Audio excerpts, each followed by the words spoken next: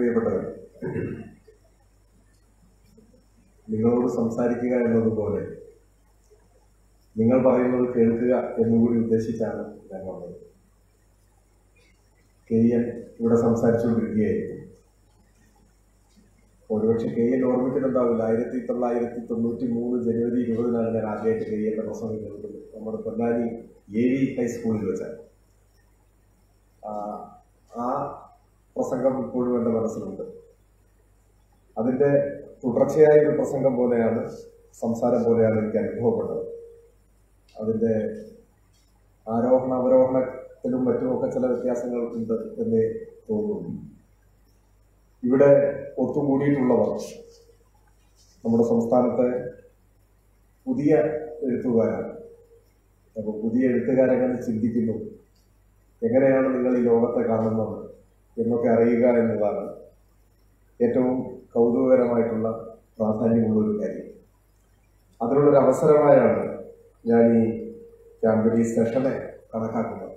ഇവിടെ പ്രത്യേകമായൊരു വിഷയമെല്ലാം നിശ്ചയിച്ചിട്ടുണ്ട്, കല, കാലം, ജനത എന്നൊക്കെയാണ്.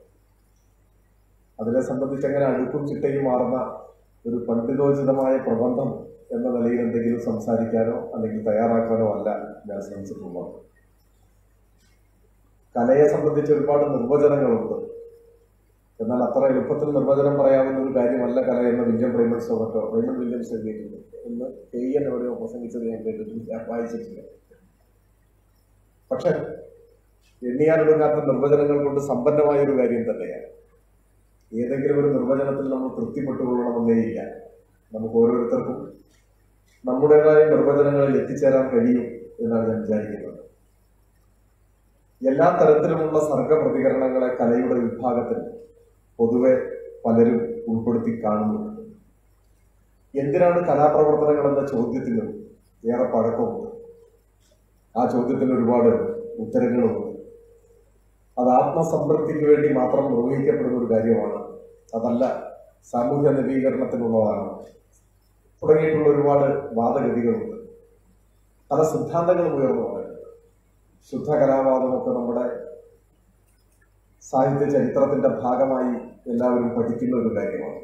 എന്നാൽ ഏതെങ്കിലും സിദ്ധാന്തങ്ങൾ തീർത്ത തടവറകൾക്കകത്ത് എല്ലാ കാലവും വിശ്രമിക്കേണ്ടതാണ് സാഹിത്യ സൃഷ്ടികൾ, കലാസൃഷ്ടികളെന്ന് ഞാൻ വിചാരിക്കുന്നില്ല. ഒരുപക്ഷെ പുതിയ സിദ്ധാന്തങ്ങൾ ഇനി ഉടലെടുക്കുകയും ചെയ്യുമായിരുന്നു. അതിനെല്ലാം അപ്പുറത്ത് എല്ലാ കലാസൃഷ്ടിയും കാലത്തിന്റെ സൃഷ്ടിയാണ് എന്ന് വിശ്വസിക്കാനാണ് ഞാൻ ഇഷ്ടപ്പെടുന്നത്. നിങ്ങൾക്ക് വ്യത്യസ്തമായ അഭിപ്രായം ഉണ്ടാവും. അത് ഒരിക്കലും അസ്വീകാര്യമായ ഒരു കാര്യമല്ലതാണ്. കാലഘട്ടമാണ് കലയെ മാത്രമല്ല കലാകാരനെയും സൃഷ്ടിക്കുന്നത്. സാഹിത്യകൃതിയെയും എഴുത്തുകാരനെയും എല്ലാം സൃഷ്ടിക്കുന്നത് കാലഘട്ടം തന്നെയാണ് എന്നാണ് വിചാരിക്കുന്നത്. ഓരോ കാലത്തിന്റെയും സവിശേഷതകൾ ബോധപൂർവം അല്ലെങ്കിൽ തന്നെ സ്വാഭാവികമായി കലാസൃഷ്ടിയിൽ, സാഹിത്യ സൃഷ്ടിയിൽ പ്രതിഫലിക്കുകയും ചെയ്യും. അതിലൊരു പക്ഷേ സവിശേഷമായ രൂപഭാവങ്ങളും ഏറ്റക്കുറച്ചിലുകളും ഒക്കെ ഉണ്ടാവും എന്നാണ് തോന്നുന്നത്. ഇപ്പൊ ഗോർണിക്ക സൃഷ്ടിച്ചത് കാലഘട്ടമാണ്. അത് ചിത്രകാരൻ പിക്കാസോയാണെങ്കിൽ പിക്കാസോയെയും അദ്ദേഹത്തിന്റെ കലാസൃഷ്ടിയെയും തന്നെ സൃഷ്ടിക്കുന്നത് ആ കാലഘട്ടമാണ് എന്നാണ് വിചാരിക്കുന്നത്. ദുരിതകാലത്ത് പാട്ടുകൾ ഉണ്ടാകുമോ എന്ന് ബൃഹത്ത് ചോദിക്കുന്നുണ്ട്. അതിന് അദ്ദേഹം തന്നെ നൽകുന്ന മറുപടി തീർച്ചയായിട്ടും ഉണ്ടാകുന്നത് ദുരിതത്തെ കുറിച്ചുള്ള പാട്ടുകളായിരിക്കുന്നതാണ്. അതുതന്നെയാണ് കാലം കലാസൃഷ്ടിയിൽ നടത്തുന്ന ഇടപെടൽ എന്നാണ് നമുക്ക് മനസ്സിലാക്കാൻ സാധിക്കുന്നത്. കലയെ സംബന്ധിച്ച് ലെനിൻ അദ്ദേഹം വളരെ വിശ്വപ്രസിദ്ധമായിട്ടുള്ള അദ്ദേഹത്തിന്റെ അഭിപ്രായ പ്രകടനമുണ്ട്. അത് കല ജനങ്ങളുടെ വകയാണ്. കല ജനങ്ങളുടെ വകയാണ് എന്ന് പറഞ്ഞതിന് ശേഷം ലെനിൻ തുടരുന്നുണ്ട്. അത് ബഹുജനങ്ങൾക്ക് മനസ്സിലാവണം. ജനങ്ങളുടെ വികാര വിചാരങ്ങളെയും ഇച്ഛാശക്തിയെയും സംയോജിപ്പിക്കണം, അവരെ മേലോട്ട് ഉയർത്തുകയും വേണം എന്ന് അദ്ദേഹം പറയുന്നത്. അതൊരു കാഴ്ചപ്പാടാണ്. ആ കാഴ്ചപ്പാടിനോട് സമ്പൂർണമായി യോജിപ്പ് എല്ലാവർക്കും ഉണ്ടായിക്കൊള്ളണമെന്നില്ല. പക്ഷെ അത് ഒരർത്ഥത്തിൽ ഒരു ജനതയുടെ കാഴ്ചപ്പാടാണ്. കലാസൃഷ്ടികളെ സംബന്ധിച്ച്, സാഹിത്യത്തെ സംബന്ധിച്ചെല്ലാം താരതമ്യേന സ്വീകാര്യമായ ഒരു കാഴ്ചപ്പാടാണത് എന്നാണ് ഞാൻ ചിന്തിക്കുന്നത്. ഇപ്പോ ഒരു പുസ്തകം വായിക്കുമ്പോൾ, ഞാനതിനെ കുറിച്ച് KN പറയുന്നത് ഞാൻ ശ്രദ്ധിക്കുകയായിരുന്നു. ഒരുപക്ഷെ നിങ്ങളുടെ ആരുടെയെങ്കിലും ഒരു അനുഭവത്തെ തുടർന്നുള്ള ഒരു പ്രതികരണത്തോടായിരിക്കും KN പ്രതികരിച്ചിട്ടുണ്ടാവുക. ഒരു പുസ്തകം വായിക്കുമ്പോൾ തീർച്ചയായും ആ പുസ്തകം വായിക്കാൻ തുടങ്ങുന്ന നമ്മളായിരിക്കില്ല പുസ്തകം വായിച്ച് അവസാനിപ്പിക്കുന്ന നമ്മൾ. ഒരു മനുഷ്യൻ ഒരു പുസ്തകം വായിക്കാൻ ആരംഭിക്കുമ്പോഴുള്ള ആളാവില്ല, അത് വായിച്ചു കഴിയുമ്പോഴുള്ള ആൾ എന്നാണ് തോന്നുന്നത്. ആ പുസ്തകം ചെറുതോ വലുതോ ആയ സ്വാധീനം നമ്മളിൽ ചെലുത്തുന്നുണ്ടാകും. ചിലപ്പോൾ അത് പ്രകടമായിരിക്കാം, ചിലപ്പോൾ അങ്ങനെ ആയിരിക്കില്ല. ഒരു പാട്ട് കേൾക്കുമ്പോൾ കേട്ട് തുടങ്ങുമ്പോഴുള്ള നമ്മളാവില്ല, പാട്ട് കേട്ട് കഴിയുമ്പോഴുള്ള നമ്മൾ മാറിക്കൊണ്ടിരിക്കുന്നു. തീർച്ചയായും ഈ സാഹിത്യ ക്യാമ്പിൽ പങ്കെടുക്കാൻ വേണ്ടി മിനിഞ്ഞാണ്ട് വന്ന നിങ്ങളാവില്ല ഈ സാഹിത്യ ക്യാമ്പിൽ നിന്ന് മടങ്ങി പോകുന്നത്. നിങ്ങളെ രൂപപ്പെടുത്തി എടുക്കുന്നത് ഓരോ നിമിഷവും ഓരോ സന്ദർഭവും വലിയ പങ്ക് വഹിക്കുന്നുണ്ട്, വലിയ ഇടപെടലുകൾ നടത്തുന്നു. നാം വായിക്കുന്ന ഓരോ വരിയും കേൾക്കുന്ന ഓരോ ഈണവും നമ്മളെ സ്വാധീനിക്കുന്നുണ്ട്, നമ്മളെ മാറ്റി തീർക്കുന്നുണ്ട്. അങ്ങനെ നിരന്തരം നാം നവീകരിക്കപ്പെടുന്നുണ്ട് എന്നാണ് എനിക്ക് തോന്നുന്നത്. ഇപ്പോ ജനതയെയും കലയെയും കലാസാഹിത്യ രൂപങ്ങളെയും അത് ജനങ്ങളിൽ ചെലുത്തുന്ന സ്വാധീനത്തെയും കുറിച്ചെല്ലാം നാം സംസാരിക്കുന്ന സമയത്ത് ഇപ്പോ പപ്പേട്ടനാണ് നിങ്ങളുടെ ക്യാമ്പ് ഉദ്ഘാടനം ചെയ്തത്. അതിനുശേഷം അദ്ദേഹം എന്നെ വിളിക്കുകയുണ്ടായി. അദ്ദേഹം എന്നോട് പറഞ്ഞു, എനിക്കൊരു 4-5 വയസ്സ് കുറഞ്ഞു. അദ്ദേഹം പറഞ്ഞ വാക്കെങ്ങനെയാണ്, എനിക്കൊരു 4-5 വയസ്സ് കുറഞ്ഞതായി അനുഭവപ്പെട്ടു. നിങ്ങളുമായി സംബന്ധിച്ചപ്പോൾ അത് വളരെ അത്യാവേശകരമായിട്ടാണ് അദ്ദേഹം സംസാരിച്ചത്.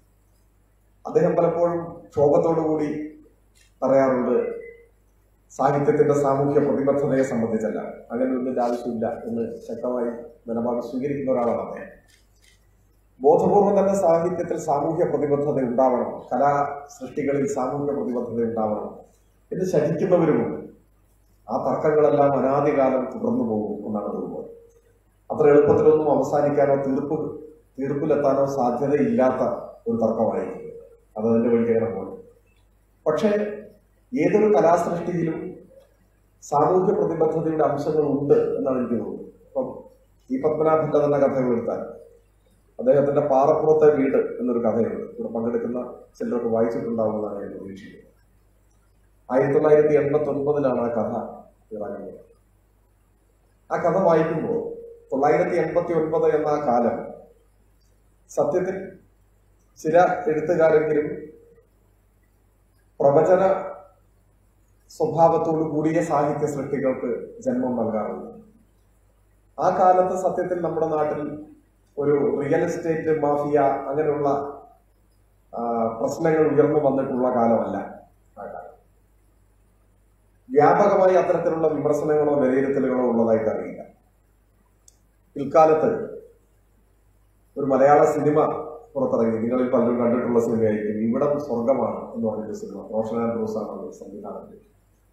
ആ സിനിമയിലെ പ്രതിപാദ്യ വിഷയം ശരിക്കും ഇതാണ്, ഈ റിയൽ എസ്റ്റേറ്റ് മാഫിയ നമ്മുടെ മണ്ണ് കീഴടക്കുന്നതിന്റെ അതിനോട് ചേർത്ത് നിൽക്കുന്ന മനുഷ്യരുടെ ഒക്കെ ജീവിതാവസ്ഥകളെയാണ് സാധാരണ കച്ചവട സിനിമയുടെ ചേരുവകളെല്ലാം ചേർത്തുകൊണ്ട് തന്നെ ആ സിനിമ അവതരിപ്പിക്കുക.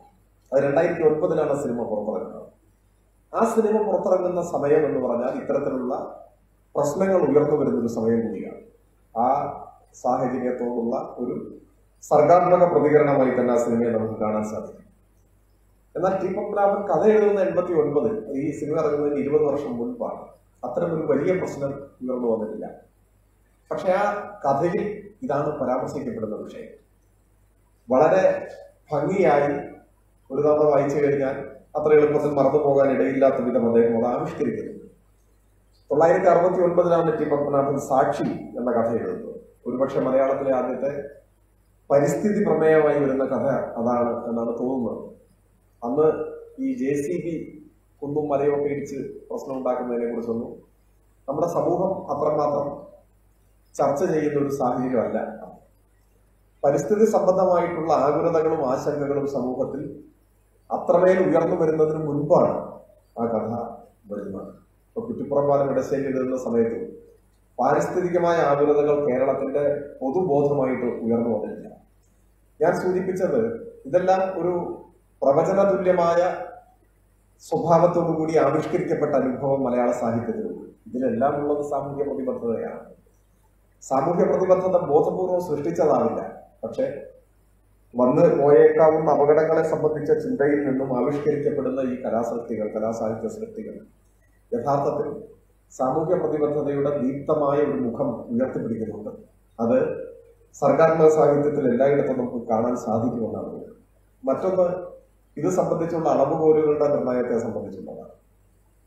ഇപ്പോ ഒരു പാട്ട് കേൾക്കുമ്പോൾ, ഒരു പുസ്തകം വായിക്കുമ്പോൾ, ഒരു സിനിമ കാണുമ്പോൾ, അങ്ങനെ ഏതെങ്കിലും ഒരു കലാസൃഷ്ടിയുടെ പരിസരത്തുകൂടി കടന്നു പോകുന്ന സമയത്ത് നമ്മുടെ മനസ്സിൽ സ്നേഹത്തിന്റെയോ കാരുണ്യത്തിന്റെയോ ദയയുടെയോ പാരസ്പര്യത്തിന്റെയോ ഒക്കെ ഒരു ചെറിയ ഉറവ കുടിയുന്നുണ്ടെങ്കിൽ, നമുക്ക് ജീവിക്കണം എന്ന് തോന്നുന്നുണ്ടെങ്കിൽ, നമ്മെ പിന്നെയും പിന്നെയും ജീവിക്കാൻ പ്രേരിപ്പിക്കുന്നുണ്ടെങ്കിൽ, ലോകത്തെ പുതിയ ഭാവത്തോടെ കാണാൻ നമുക്ക് സാധിക്കുന്നുണ്ടെങ്കിൽ, അതിലെല്ലാം സാമൂഹ്യ പ്രതിബദ്ധതയാണ് എന്നാണ് എനിക്ക് തോന്നുന്നത്.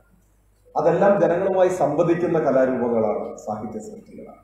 അത് ഇന്നത് എന്നൊന്നുമില്ല. 1962 റോബർട്ട് ഫ്രോസ്റ്റ് സോവിയറ്റ് യൂണിയൻ സന്ദർശിക്കുന്നത്. അന്ന് അദ്ദേഹത്തിന് 90 അടുപ്പിച്ച് പ്രായമുണ്ട് എന്നാണ് തോന്നുന്നത്. അത് കഴിഞ്ഞ് അധികം അദ്ദേഹം ജീവിച്ചിരുന്നിട്ടില്ല. അവിടെ എലീഷ്യ കഫയിൽ സോവിയറ്റ് എഴുത്തുകാരുടെ സമ്മേളനത്തിൽ അദ്ദേഹം സംസാരിക്കുന്നു. അദ്ദേഹത്തിന്റെ പ്രൗഢമായ പ്രസംഗത്തെ എവ്ജിൻ യെവ്തുഷെങ്കോ പിന്നീട് ആ സദസ്സിൽ പരാമർശിക്കുന്നത്, ദന്തഗോപുരങ്ങളിൽ നിന്നുള്ള ശബ്ദമല്ല നാം കേട്ടത്, അത് അനന്തമായ ആകാശത്തിന്റെയും ഹരിതാഭമായ ഭൂമിയുടെയും ഇടയിൽ നിന്ന് വന്ന ജീവന്റെ ശബ്ദമാണ് നാം കേട്ടത് എന്ന് പറയുന്നത്. ആ ഗംഭീരമായ അദ്ദേഹത്തിന്റെ പ്രഭാഷണത്തിന് ശേഷം ഹാളിൽ നിന്ന് പുറത്തേക്ക് ഇറങ്ങിയ റോബർട്ട് ഫ്രോസ്റ്റ് അവിടെ മുറ്റത്തൂടെ നടന്ന് പുറത്തേക്ക് പോകുമ്പോൾ എഴുത്തുകാരുടെ സംഘം മുഴുവൻ അദ്ദേഹത്തെ അനുഗമിച്ചിരുന്നു. അങ്ങനെ ചുവട് വെച്ച് മുൻപോട്ട് പോകുന്ന സമയത്ത് അദ്ദേഹം ആ വഴിയരികിൽ നിന്ന് ഒരു കൊച്ചു ചെടി, ആ ചെടിയിലെ സർവ്വസാധാരണമായ ഒരു ചെറിയ പൂവ്, വളരെ ശിശുസഹജമായ കൗതുകത്തോടെ ആ പൂവ് കണ്ട് അവിടെ നിൽക്കുകയും പിന്നീട് അദ്ദേഹം തെല്ലിട അവിടെ നിലത്ത് ഒരു കുഞ്ഞിനെ പോലെ ഇരുന്ന ആ പൂവ് അരുമയോടെ കൈകൊണ്ട് തൊട്ട് ലാളിക്കുകയും ചെയ്തുവെന്ന് പിൽക്കാലത്ത് നിത്യചൈതന്യ യതി അദ്ദേഹത്തിന്റെ ഒരു പുസ്തകത്തിൽ പരാമർശിക്കുന്നു. 90ാമത്തെ വയസ്സിൽ റോബർട്ട് ഫ്രോസ്റ്റിനെ ഒരു കുഞ്ഞാക്കി മാറ്റിയത് ഒരു പൂവാണ്, ഒരു കൊച്ചു പൂവാണ്. ആ പൂവായിരിക്കും ഒരുപക്ഷെ ലോകത്തിലെ ഏറ്റവും പുരോഗമനകാരിയായ ഒരു സാധനം ആ സമയത്ത്. ആ മനുഷ്യന്റെ മനസ്സിന്റെ ഉള്ളിൽ സ്നേഹത്തിന്റെയും ലാളിത്യത്തിന്റെയും ഒക്കെ ഒരു പുതിയ ഉറവ് സൃഷ്ടിക്കാൻ ആ പൂവിന് സാധിച്ചു എന്നുള്ളതാണ്. ഇതൊന്നും നമുക്ക് എന്തെങ്കിലും സിദ്ധാന്തങ്ങൾ വെച്ച് സമർത്ഥിക്കാനോ വ്യാഖ്യാനിക്കാനോ കഴിയുമെന്ന് വരില്ല. ഇത് സാഹിത്യ സൃഷ്ടികൾക്കും കലയ്ക്കുമെല്ലാം മനുഷ്യരിൽ ചെലുത്താൻ കഴിയുന്ന സ്വാധീനത്തിന്റെ ഉദാഹരണമാണ്. ഈ സാഹിത്യ സൃഷ്ടികളും കലാസൃഷ്ടികളും എല്ലാമാണ് ലോകത്തിൽ പല മാറ്റങ്ങളുടെയും പ്രേരക ശക്തിയായി പ്രവർത്തിച്ചിട്ടുള്ളത്. ഒരുപാട് ഉദാഹരണങ്ങൾ നമുക്ക് ചൂണ്ടിക്കാണിക്കാനും എടുത്ത് ഉപയോഗിക്കാനും ഒക്കെ സാധിക്കുന്നതായിട്ടുണ്ടാകും. പുതിയ മനുഷ്യരെ സൃഷ്ടിച്ചിട്ടുള്ളത് വലിയൊരു പങ്ക് ഇത്തരത്തിലുള്ള സാഹിത്യ സൃഷ്ടികൾക്കുണ്ട്, കലയ്ക്ക്. അനുദിനം നമ്മുടെ ലോകം നമ്മളെല്ലാവരും തന്നെ നവീകരിക്കപ്പെടുന്നുണ്ട്. അതാണ് തുടക്കത്തിൽ ഞാൻ സൂചിപ്പിച്ചത്. അതിന് കാരണമായി ഒരുപാട് സാഹിത്യ സൃഷ്ടികൾ, ഒരുപാട് കലാസൃഷ്ടികൾ സ്വാഭാവികമായി കടന്നുവരും, ഇനിയും ഉണ്ടാവും. നിങ്ങൾ തന്നെ അത്തരത്തിലുള്ള പല സൃഷ്ടികളുടെയും സൃഷ്ടാക്കളായിട്ടും മാറും എന്നാണ് ഞാൻ പ്രതീക്ഷിക്കുന്നത്. ഞാൻ കൂടുതൽ ദീർഘമായി സംസാരിക്കണമെന്ന് ആഗ്രഹിക്കുന്നില്ല. ഞാൻ എന്തെങ്കിലും പുതിയ കാര്യങ്ങൾ ഇവിടെ പറഞ്ഞതായി കരുതുന്നുമില്ല. തുടക്കത്തിൽ സൂചിപ്പിച്ചതുപോലെ കലാസാഹിത്യ കാര്യങ്ങളെ സംബന്ധിച്ചും ലോകത്തെയും മനുഷ്യ ജീവിതത്തെയും കുറിച്ചെല്ലാം നിങ്ങളുടെ അഭിപ്രായങ്ങളും നിങ്ങളുടെ വിലയിരുത്തലുകളും നിങ്ങളുടെ സമീപനങ്ങളും, നിങ്ങൾ എങ്ങനെ അത്തരം കാര്യങ്ങളെ വിലയിരുത്തുന്നു, നിങ്ങൾ എങ്ങനെ സമീപിക്കുന്നു എന്നും അറിയാനും അത് കൗതുകപൂർവ്വം കേൾക്കാനുമാണ് ഞാൻ കൂടുതൽ ഇഷ്ടപ്പെടുന്നത്. ഞാൻ വിചാരിക്കുന്നത് ഇനി നമുക്ക് നിങ്ങൾക്ക് പറയാനുള്ള കാര്യങ്ങളെല്ലാം അത് ചോദ്യരൂപത്തിൽ പറയുകയും ഞാൻ മറുപടി പറയുകയും ചെയ്യാവുന്ന രൂപത്തിലേ ഞാൻ കരുതുന്നില്ല. ക്രിയൻ അദ്ദേഹത്തിൻ്റെതായ ഭാഷയിൽ അതിവിടെ പ്രകടിപ്പിക്കുകയുണ്ടായി. ഏതെങ്കിലും ഒരു ചോദ്യം ഒരു ഉത്തരത്തിന്റെ മുൻപിൽ നിലച്ചു പോകുന്നു, അവസാനിച്ചു പോകുന്നു എന്ന് കരുതുന്നതേയില്ല. അങ്ങനെ ഒരു ചോദ്യവും ഒരു ഉത്തരത്തിന്റെ മുൻപിൽ മരിച്ചു പോകാൻ ഇടയില്ലാത്തതാണ്. ഒരു ചോദ്യം പുതിയ ചോദ്യങ്ങൾക്കാണ്, ഒരു ഉത്തരം പുതിയ ചോദ്യങ്ങൾക്കാണ് പലപ്പോഴും ജന്മം നൽകുന്നത്. ഏതെങ്കിലും ഒരു ഉത്തരത്തിന്റെ മുൻപിൽ തൃപ്തിപ്പെട്ടു പോകുന്നവൻ നല്ല ചോദ്യകർത്താവ് പോലുമല്ല. അതുകൊണ്ട് നമുക്ക് ചോദ്യങ്ങൾക്കും ഉത്തരങ്ങൾക്കും അപ്പുറത്ത് നമ്മുടെ അഭിപ്രായ പ്രകടനങ്ങൾ, നമ്മുടെ സമീപനങ്ങൾ നമ്മൾ എങ്ങനെ കാണുന്നു എന്ന കാര്യങ്ങൾ, അതിനെ ഒരു സംവാദത്തിന്റെ തലത്തിലേക്ക് വന്നാൽ അത് ചിലപ്പോൾ മനോഹരമായിരിക്കും എന്നാണ് എനിക്ക് തോന്നുന്നത്. അതുകൊണ്ട് നിങ്ങൾക്ക് പറയാനുള്ള അഭിപ്രായങ്ങൾ കേൾക്കാനാണ് ഞാൻ താല്പര്യപ്പെടുന്നത്. അതിനോട് എന്തെങ്കിലും തിരിച്ച് പ്രതികരിക്കേണ്ടതുണ്ടെന്ന് തോന്നിയാൽ തീർച്ചയായിട്ടും തിരിച്ച് പ്രതികരിക്കുകയും ചെയ്യാം എന്ന് മാത്രം ആമുഖമായി സൂചിപ്പിച്ചുകൊണ്ട് ഞാൻ എൻ്റെ ചെറിയ വാക്കുകൾ ഇപ്പോൾ തൽക്കാലം അവസാനിപ്പിക്കുകയാണ്.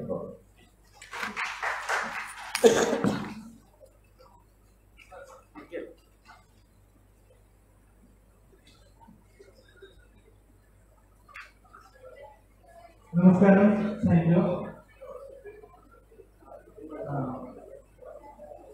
നമസ്കാരം. താങ്ക് യു ആണ് തീർച്ചയായിട്ടും. ഞാൻ ചോദിക്കുന്നത് visual intelligence, kinaesthetic intelligence, natural intelligence, linguistic, logistic, intrapersonal, interpersonal intelligence, music intelligence, ഞാൻ പറഞ്ഞ പെഡഗോജിക്കൽ ഇന്റലിജൻസ്. അതായത് ഒരു സാമൂഹ്യ പ്രവർത്തകന് ഇന്റർപേഴ്സണൽ ഇന്റലിജൻസ് ആണ് വേണ്ടത്, ജനങ്ങളായിട്ട് ഇടപഴകാനുള്ള ഒരു ശേഷി. ഇൻട്രാപേഴ്സണൽ ഇന്റലിജൻസ് ആണ് എഴുത്തുകാരൻ അവനിലേക്കുള്ള, ജനങ്ങളിൽ നിന്ന് എത്രത്തോളം മാറി നിന്ന് അവനവനിലേക്കുള്ള നോട്ടത്തെയാണ് ഇൻട്രാപേഴ്സണൽ ഇന്റലിജൻസിലേക്ക് വരിക. പെഡഗോജിക്കൽ ഇന്റലിജൻസ് എന്ന് പറയുമ്പോൾ ഞാൻ ഈ ഒരു കാര്യം എത്ര വികാര തീവ്രമായിട്ട് വ്യക്തികളിലേക്ക് മനസ്സിലാക്കി കൊടുക്കാനുള്ള ഇന്റലിജൻസ് ആണ്. ഇപ്പോ ഞാൻ സ്വരാജ് എന്ന് പറയുന്ന അദ്ദേഹത്തെ ഞാൻ വളരെ ആരാധനയോടുകൂടി നിയമസഭയിൽ ഒരു ഗർജിക്കുന്ന സിംഹത്തെ പോലെയാണ് എനിക്ക് തോന്നിയിട്ടുള്ളത്. അതായത് ഒരു സിംഹത്തെ കൂട്ടിലല്ല, നിങ്ങൾ കാട്ടി കാണണം എന്ന് പറയുന്ന പോലെ ഈ പെഡഗോജിക്കൽ ഇന്റലിജൻസിനെ പറ്റിയിട്ടാണ്. നമുക്ക് ഒരു കാര്യം വിശദമാക്കി എത്രമാത്രം വികാര തീവ്രതയിൽ ഒരു അനുവാചകർക്ക് പ്രവർത്തിക്കാൻ കഴിയുന്ന ഒരു കഴിവ്. ഞാനിവിടെ ചോദിക്കുന്ന ചോദ്യം ഇതാണ്: ഒരേ സമയം ഇന്റർപേഴ്സണൽ, സ്വയം അകത്തേക്കുള്ള ഒരു നോട്ടവും സ്വയം മറ്റുള്ളവരിലേക്കുള്ള നോട്ടവും ഈ പെഡഗോജിക്കൽ ഇന്റലിജൻസും ഇതൊക്കെ എങ്ങനെയാണ് കൊണ്ടുപോകുന്നത്? അതിൽ ഏതിലാണ് അങ്ങേക്ക് തന്നെ ഒരു ഈ മേഖലയിലാണ് എനിക്ക് കൂടുതൽ കഴിവുണ്ടെന്ന് തോന്നിയിട്ടുള്ളത്?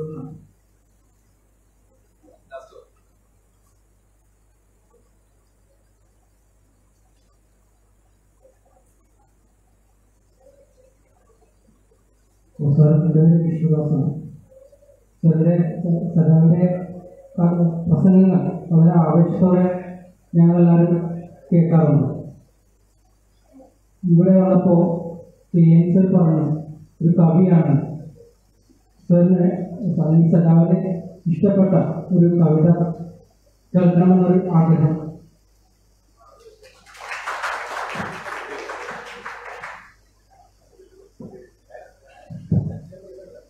സ്വരാജേട്ടനെ വളരെ ആവേശത്തോടു കൂടിയാണ് ഞങ്ങളൊക്കെ കേൾക്കാറുള്ളത്.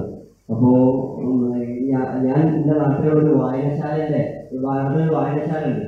അപ്പോൾ നാട്ടിൽ ഞങ്ങളൊരു പൊതുയോഗം സംഘടിപ്പിക്കാൻ വേണ്ടി തീരുമാനിച്ചു. അപ്പോൾ ആ സമയത്ത് മറ്റൊരാളെ ഞങ്ങൾ കൊണ്ടുവന്നു. അപ്പോൾ വായനശാലയിൽ ഇരിക്കുന്ന കുറച്ച് മനുഷ്യർ ഞങ്ങളോട് തന്നെ ചോദിച്ചു, അല്ല നിങ്ങൾക്ക് എന്തുകൊണ്ടാണ് സ്വരാജിനെ ഒരു നമ്മുടെ നാട്ടിലേക്ക് ഓർമ്മയിലേക്ക് കൊണ്ടുപോകുന്നത്?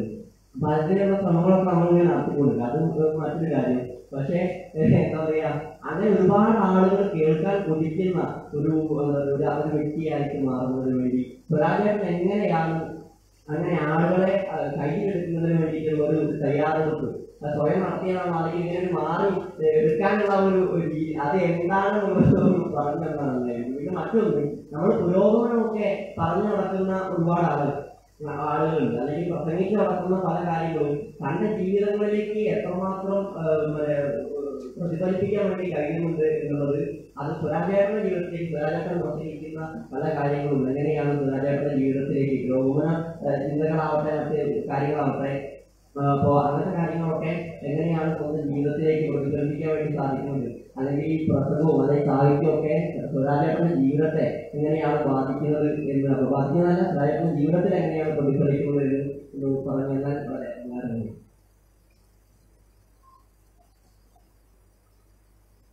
എൻ്റെ പേര് സൈനുലാബുദ്ദീൻ എന്നാണ്, വയനാട്. സലാമിനെ അറിയാമല്ലോ. പിന്നെ കേരളത്തിലെ വളരെ തിരക്കുള്ള ഒരു പൊതുപ്രവർത്തകനാണ്. ഞങ്ങളൊക്കെ ഒരുപാട് വായിക്കാനോ എഴുതാനോ ഒക്കെ ആഗ്രഹിക്കുന്നതാണ്. പക്ഷെ പലപ്പോഴും പിന്നെ സമയമില്ല. ഇപ്പോൾ 1983 എന്ന സിനിമയുടെ ഒരു ആദ്യരാത്രി സീന് പറയുന്നത് പത്രം വായിക്കാനാണ് ചേട്ടാ സമയമുണ്ട്. അതുപോലെ നമ്മൾ ഓരോ ഒരു ചെറിയ ഉടായ്പകൾ മുന്നോട്ട് വെച്ചിട്ട് കുറെ എഴുത്തിനെയും വായനയും പിന്നെ ആ നല്ല രീതിയിൽ മുന്നോട്ട് പോകാൻ സാധ്യതയുണ്ട്. അപ്പൊ സഖാവ് ഈ കാര്യത്തെ എങ്ങനെയാണ് ഓവർകം ചെയ്യുന്നതെന്ന് അറിയാൻ സാധിച്ചാൽ നല്ലതായിരുന്നു.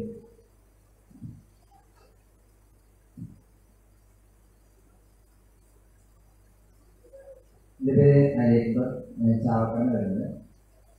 ചെറുതായിട്ടിൻ്റെ സാഹിത്യത്തിലെ വ്യക്തിരാഷ്ട്രീയം എന്ന് പറഞ്ഞു കഴിഞ്ഞാൽ വളരെ ഉപകാരമായിരുന്നു.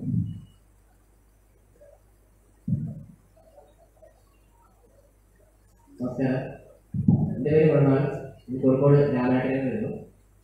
നമ്മൾ ചാനൽ ചർച്ചകളിൽ വളരെ സജീവമായൊരു മുഖമാണ് സ്ഥിരമായിരുന്നത്. അപ്പോൾ എപ്പോഴും ശ്രദ്ധിച്ചിട്ടുള്ള ഒരു കാര്യം എന്ന് പറഞ്ഞിട്ടുണ്ടെങ്കിൽ വളരെയധികം പ്രതിപക്ഷ ബഹുമാനത്തോടു കൂടി ക്ഷുഭിതനാകുമ്പോഴും അതിനെ ബഹുമാനം നിലനിർത്തിക്കൊണ്ട് തന്നെ ആ വിമർശനങ്ങളെ സ്വീകരിക്കുകയും ശക്തമായ ഭാഷയിൽ അതിനെ പ്രതികരിക്കുകയും ചെയ്യാറുണ്ട്. അവിടെയൊക്കെ ആ ഒരു കൺട്രോൾ, അതായത് ഒരു ഒതുക്കം, സംസാരിക്കുമ്പോഴുള്ള ആ ഒരു ഒതുക്കം, ഇത് നേടിയെടുക്കുന്നതിന് അങ്ങയുടെ രാഷ്ട്രീയവും അതുപോലെ തന്നെ സാഹിത്യവും സഹായിച്ചിട്ടുണ്ടാവും എന്ന് കരുതുന്നു. അല്ലെങ്കിൽ എങ്ങനെയാണ് അത്തരത്തിലുള്ള ഒരു കൺട്രോളിലേക്ക്, കാരണം ഒരു നടൻ ഒരു ഉദാഹരണമായി പറയുകയാണെങ്കിൽ ഒരു നാടകത്തിൽ അല്ലെങ്കിൽ അഭിനേതാവിന് ഏറ്റവും കൂടുതൽ വേണ്ട കൺട്രോൾ ആണെന്ന് പറയും, ഓവറായിട്ട് പോകാതെ. അതുപോലെ തന്നെ ഒരു പ്രാസംഗികൻ അല്ലെങ്കിൽ ചർച്ചയിൽ പങ്കെടുക്കുന്ന ഒരാൾക്ക് അതിനെ നിയന്ത്രിച്ചുകൊണ്ട്, വാക്കുകളെ നിയന്ത്രിച്ചുകൊണ്ട് വളരെ ശക്തമായി തന്നെ വാക്കുകളെ ഉപയോഗിക്കാൻ കൂടുതൽ കഴിവ് ഞങ്ങൾക്ക് പലപ്പോഴും തോന്നിയിട്ടുണ്ട്. എങ്ങനെയാണ് ഇത് സാധ്യമാകുന്നത് എന്നുള്ളത്? എൻ്റെ പേര് ആഷിഫ്. അയാളുടെ ഒരു സംസാരത്തിലെ ഒരു വാക്ക് ഒരു കാര്യം പറയുന്നില്ല, പ്രതികരണം ചോദ്യം വളരെ പറയുന്ന മാത്രം. ഒരാൾ പറഞ്ഞ ചോദ്യങ്ങളും അഭിപ്രായങ്ങളും അവസാനിക്കുന്നില്ല. ഇപ്പോൾ ഇന്നലെ ഞാൻ അപ്പേട്ടൻ കോട്ട് ചെയ്തിരുന്നു, നിയമത്തിനെ കോട്ട് ചെയ്താൽ പറഞ്ഞത് സാമൂഹിക പ്രതിബദ്ധത സൃഷ്ടിക്കുന്ന സാമൂഹിക പ്രതിബദ്ധതയുടെ വിഷയം. ഞാൻ പലരും ചോദിച്ചു, സാമൂഹിക പ്രതിബദ്ധത എന്ന് പറയുന്ന സാധനം സൃഷ്ടികളുടെ മാറ്റി കൂട്ടില്ലേ? സാമൂഹിക പ്രതിബദ്ധതയില്ലാത്ത സൃഷ്ടികൾ ലോകത്ത് അനേകം ഉണ്ടായിട്ടുണ്ട്. അത് ഇനിയും നല്ല സൃഷ്ടികൾ ഉണ്ടായിക്കൊണ്ടേ ഇരിക്കുന്നു എന്നുള്ളത് എന്റെയൊക്കെ ജീവിതത്തിലെ ഒരു കഴിഞ്ഞ കൊടുത്ത കാലഘട്ടങ്ങളിൽ പറഞ്ഞു കഴിഞ്ഞാൽ ഞാൻ ഒരു കാലഘട്ടങ്ങളിൽ പറഞ്ഞിട്ടുണ്ട്, സാമൂഹിക പ്രതിബദ്ധതയില്ലാത്ത സൃഷ്ടികൾ എന്നിവിടെ പറഞ്ഞിട്ടുള്ള കാലം എനിക്കും ഉണ്ടായിട്ടുണ്ട്. അതിന് മുന്നേ അതിന് അംഗീകരിച്ച കാലം ഉണ്ടായിരുന്നു, ഇടക്കാലഘട്ടങ്ങളിൽ അതിന് എതിർത്ത കാലം ഉണ്ടായിരുന്നു. ഇപ്പൊ രണ്ടിന്റെ ഇടയ്ക്ക് നിൽക്കുന്ന ഒരു കാലമാണ്, രണ്ടിനെയും അംഗീകരിച്ച് മുന്നോട്ട് പോകുന്ന ഒരു കാലമാണ് ഇത്. ഈ ഒരു പ്രതികരണം പറയാൻ വേണ്ടി എനിക്ക് തോന്നുന്നില്ല.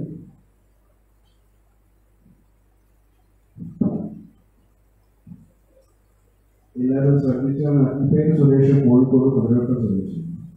സ്വരാജ്യങ്ങളുടെ ആവശ്യത്തോടും നിയമസഭയിലുള്ള പ്രശ്നങ്ങളിലൊക്കെ ഒരുപാട് ആരാധിക്കുന്നത്. ഇന്നലെയൊക്കെ വാട്സപ്പ് സ്റ്റാറ്റസുകൾ രസകരമല്ല, ഭീകരമായൊരു വാർത്തയാണ്, പക്ഷെ കാണുമ്പോൾ വളരെ രസകരമാണ്. കൊറിയയിൽ ചിരി നിരോധിച്ചു എന്ന് ഒരു 10 ദിവസത്തെ ഒരു ദുഃഖാചരണത്തിനുള്ള മുൻ പ്രസിഡന്റിന്റെ ചരമവാർഷികത്തിന്റെ ഭാഗമായി ചിരി നിരോധിച്ചു. സമീപമല്ലാത്തൊരു ഭാവിയിൽ നമുക്ക് ഇന്ത്യയിൽ ചിലപ്പോൾ പ്രതീക്ഷിക്കാം. മനുഷ്യന്റെ ആവിഷ്കാര സ്വാതന്ത്ര്യത്തിന് മുകളിൽ എത്രത്തോളം കടന്നു കയറാം, ഒരു രാഷ്ട്രീയം പറയാൻ പറ്റുമെന്ന് അറിയില്ല. ഒരു ബിസിനസ് ക്യാമ്പാണ്. ചിലപ്പോൾ അതിനെതിരെയൊക്കെ പ്രതിഷേധിക്കുന്ന അല്ലെങ്കിൽ പ്രതികരിക്കുന്ന ഒരു പ്രസ്ഥാനത്തിന്റെ ഭാഗമായതുകൊണ്ടാണോ സ്വരാജ്യത്തിനുള്ളിലെ സാഹിത്യം ഉണ്ടായത്? ഒരു പക്ഷേ ഇടതുപക്ഷ പ്രവർത്തകനായിരുന്നില്ല എങ്കിൽ ഈ സാഹിത്യബോധം വളരാതെ പോകുമായിരുന്നോ എന്നൊരു ചോദ്യമാണ്.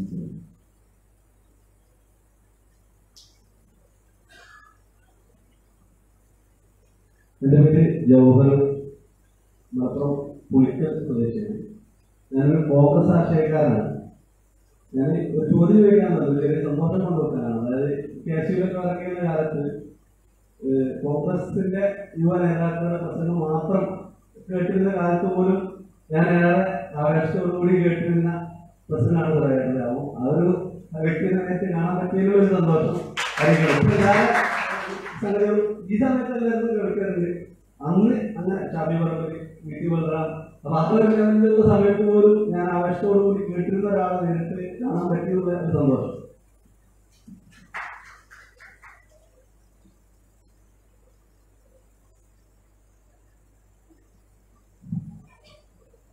എനിക്ക് ചോദിക്കാനുള്ളത്, വാങ്ങിയാൽ കൊല്ലത്തും കൊടുക്കാൻ കഴിയുള്ള വാചക സിംഹത്തെ മുമ്പിൽ കാണുന്ന പോലെയാണ് ഞാൻ കേൾക്കാനുള്ള പുസ്തകം. പക്ഷേ ഇത്രയും ശാന്തമായ പ്രസംഗം ഞാൻ ആദ്യമായി കേൾക്കുന്നത്. അപ്പോൾ ഈ രണ്ട് പ്രസംഗങ്ങളിൽ അങ്ങേക്ക് ഏറ്റവും ഇഷ്ടപ്പെട്ട പ്രസംഗം ഏതാണ്? മറ്റേത് ചൂണ്ടുവിരൽ ഉയർത്തിയിട്ട് ആരുടെ മുഖത്ത് നോക്കിയിട്ട് സഭയ്ക്ക് സംസാരിക്കുന്ന ആളെ കാണുമ്പോൾ ഇവിടെ വരുമ്പോൾ ഒരു ചൂണ്ടുവിരൽ പോലും ഉയർത്തിയില്ല. അപ്പൊ എനിക്കൊരു സംശയം, ഇത് ഏത് പ്രസംഗമാണ് അങ്ങേക്ക് ഏറ്റവും ഇഷ്ടം? ഏത് ശൈലിയുള്ള പ്രസംഗമാണ്? ആരോട് സംസാരിക്കാനാണ്?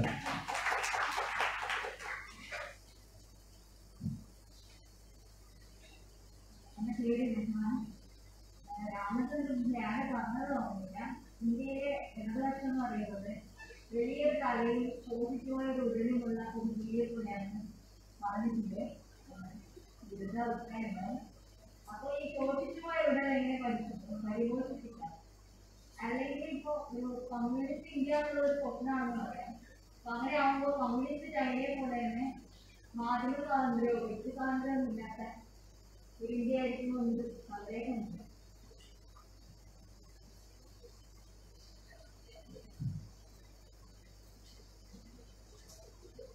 നമസ്കാരം. എനിക്ക് ചോദിക്കാനുള്ളത്, കവി അതുപോലെ തന്നെ കഥാകൃത്ത്, പ്രസംഗം ഒരു കലാരൂപമായി മാറ്റിയെടുത്ത ചിലർ ഒരാളാണ് സഖാവ്. എൻ്റെ ജീവിതവുമായി ബന്ധപ്പെട്ട കാര്യങ്ങൾ സംസാരിക്കാനുള്ളത്. 2021 മാർച്ച് 4 എൻ്റെ വൈഫ് PSC ഒന്ന് ശ്രദ്ധിക്കുന്നുണ്ട്. അപ്പോൾ എന്നോട് ചോദിച്ചു, ആധികാരികമായി ചോദിച്ചു, ഈ 2021 മാർച്ച് 4 പ്രത്യേകത എന്താണെന്ന് പറഞ്ഞു. 2 പ്രത്യേകത എന്താണെന്ന് പറഞ്ഞു. എനിക്കറിയാനുള്ള പ്രത്യേകത എന്ന് വെച്ചാൽ, എനിക്ക് കോവിഡ് 2ാമതും വന്ന ഒരു സമയമായിരുന്നു. അത് അതിതീവ്രമായിട്ടാണ് വന്നിരുന്നത്, വീക്കൊക്കെ പറ്റില്ലായിട്ട്. അപ്പൊ അത് മറക്കാൻ സാധിക്കാത്തതാണ്. അപ്പൊ മറ്റു പ്രത്യേകത എന്ന് പറഞ്ഞത്, ഈ പൂക്കളുടെ പുസ്തകം വന്നത് സഖാവ് സ്വരാജ് പ്രകാശനം ചെയ്തത് ആ ഡേറ്റാണ്. സത്യത്തില് അപ്പോഴാണ് എന്റെ ഭാര്യയിൽ നിന്നാണ് ഈ പുസ്തകത്തെ ഞാൻ അറിയുന്നത്. അത് കുറെ മാസങ്ങൾ കഴിഞ്ഞിട്ടാണ് പറയുന്നത്. അപ്പോൾ അവര് പഠിക്കുന്നത് അത് ജീവിതവുമായി ബന്ധപ്പെട്ടിട്ടുള്ള കണക്ഷനിലൂടെയാണ് ഇവര് ഈ കഥകൾ പഠിക്കുന്നത്. ഒരു കണക്ഷനിലൂടെ എനിക്ക് കോവിഡ് വന്നതിന്റെ ഡേറ്റ് നോക്കിയിട്ടാണ് സഖാവിന്റെ പുസ്തക പ്രകാശനം ചോദിക്കുന്നത്. എന്തായാലും PSC ആയിട്ട് ചോദ്യം ഉണ്ടാവും എന്ന് അറിയുന്നത് കൊണ്ടായിരിക്കാം.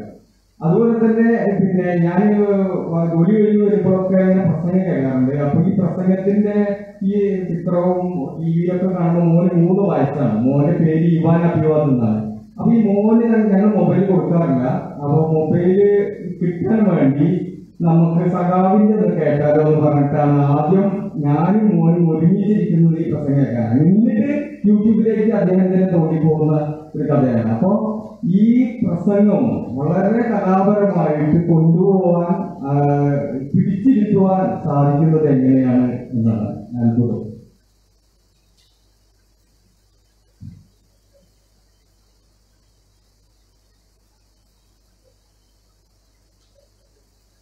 എൻ്റെ പേര് നസ്രിയ. ഇവിടെ നേരത്തെ സൂചിപ്പിച്ചതുപോലെ എന്താ പറയുക, സഭയിലെ സിംഹഗർജനം എന്നൊക്കെ ഒരുപാട് മുൻധാരണയോടെയാണ് സാറിന് എല്ലാവരും കേൾക്കുന്നത്. അത് വളരെ വ്യക്തമായ ഭാഷ എല്ലാവരും പറയുകയുണ്ടായി. അതേപോലെ തന്നെ പൂക്കളുടെ പുസ്തകം എന്ന പുസ്തകം എൻ്റെ മുന്നിൽ കാണുമ്പോൾ അതുപോലെ ഗർജനം പ്രതീക്ഷിച്ച് തന്നെയാണ് ഞാനത് എടുത്തത്. സാറിന്റെ പുസ്തകമായതുകൊണ്ട് മാത്രം എന്തെങ്കിലും അത് കാണുന്ന ഒരു മുൻധാരണയോടെ ആ പുസ്തകം ഞാൻ വാങ്ങുകയുണ്ടായി. ആ പുസ്തകത്തെ കുറിച്ച് വായിച്ചവരും അതിനെക്കുറിച്ച് വിലയിരുത്തിയവരും മുഴുവൻ പറഞ്ഞത് പൂക്കളുടെ മനസ്സുള്ള സ്വരാജെന്ന ഇതിൽ വിപരീതമായി സിദ്ധാന്തത്തിന്റെ അപ്പുറത്ത് വളരെ വിപരീതമായ പ്രയോഗമാണ് സാറൊക്കെ നടത്തിയിട്ടുള്ളത്. നമ്മൾ കണ്ട സ്വരാജ് സാറിന് വ്യത്യസ്തമായി ഈ ഒരു ചെറിയ നിമിഷം കൊണ്ട് നമ്മുടെ മുന്നിലെത്തിയ സാറിന് ചോദിക്കാനുള്ളത്, ഏദൻ തോപ്പിലെ ഹവ്വയെ മുതൽ അശോകവനയിലെ സീതയെ വരെ പറഞ്ഞു വെക്കാൻ, അതല്ലെങ്കിൽ കാശ്മീർ മുതൽ ഫ്രാൻസ് വരെയുള്ള പൂക്കളുടെ വ്യത്യസ്തമായ നമ്മുടെ സാധാരണ ധാരണയിൽ നിന്ന് പ്രണയത്തിന്റെ പ്രതിരൂപമായ റോസാ പുഷ്പത്തിന്റെ മുള്ളുകൾ പോലും പ്രതിഷേധിക്കാത്തവർ വിരളമായിരിക്കുമെന്ന വ്യത്യസ്തമായ ചിന്തയിലൂടെ വ്യത്യസ്ത കാലങ്ങളെ, ഭാഷകളെ, മനുഷ്യന്മാരെ, എഴുത്തുകാരെ അടയാളപ്പെടുത്താൻ പൂക്കളെ തന്നെ തിരഞ്ഞെടുത്തത് അതുപോലെ ഒരു പൂവല മനസ്സായതുകൊണ്ട് തന്നെ ആയിരിക്കും.